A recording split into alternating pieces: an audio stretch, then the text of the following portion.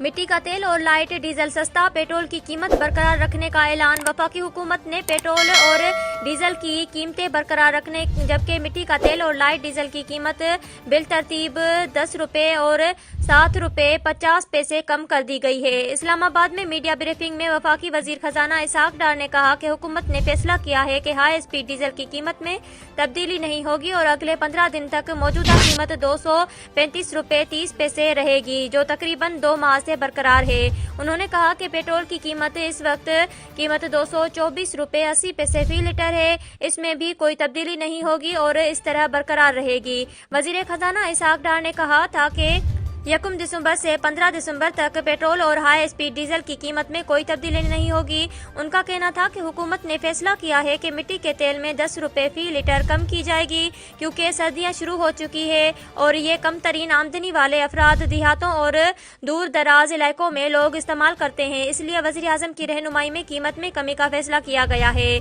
उन्होंने कहा कि मिट्टी के तेल की नई कीमत 181 रुपये